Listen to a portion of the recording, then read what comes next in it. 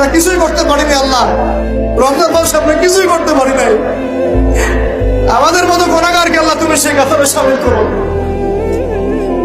পুরো রমজানে আমরা আমাদের গাজার ভাইদের জন্য কিছুই করতে পারি নাই, একটা টাকা সাদাকা পাঠাতে পারি নাই, ওদেরকে একবেলার খাবার দিতে পারি নাই। রমাদানে আমরা কোরআনের হক আদায় করতে পারি নাই, খাস করে তওবা করতে পারি নাই, তাহাজ্জুদ ভালো করে পড়তে পারি নাই, তারাবি ঠিক মতো করতে পারি নাই। রোজা রেখেছি গদবাদা রোজা রাখার মতো। আল্লাহ যেভাবে তোমার নবী সাহাবীরা আমল করেছিলেন এরকম আমল আমরা করতে পারি নাই।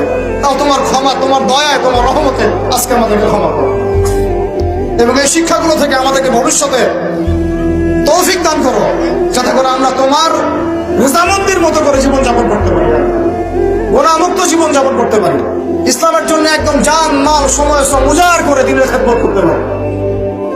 দিন ইসলামকে আল্লাহ পাকের জমিনে আমরা দুর্বল থাকতে দিব না ইনশাআল্লাহ। দিন ইসলামকে আল্লাহ পাকের জমিনে আমরা শক্তিশালী করেই ছাড়বো ইনশাআল্লাহ। দিন ইসলামকে আমরা আল্লাহ পাকের জমিনে বিজয়ী করেই ছাড়বো ইনশাআল্লাহ। এই পথে যারা বাধা প্রদান করবে এদের বিরুদ্ধে আমরা প্রতিবাদ করে তুলবো ইনশাআল্লাহ। আল্লাহ রাব্বুল আলামিন আমাদের সবার দিনের মধ্যে দিন ইসলামের মধ্যে খাস মহব্বত দান করেন, কোরআনের মহব্বত ঢেলে দেন, ঈমানের মহব্বত ঢেলে দেন, সুন্নতের মহব্বত ঢেলে দেন এবং সাহাবীওয়ালা জিন্দেগি আমাদেরকে যাপন করার তৌফিক দান করেন।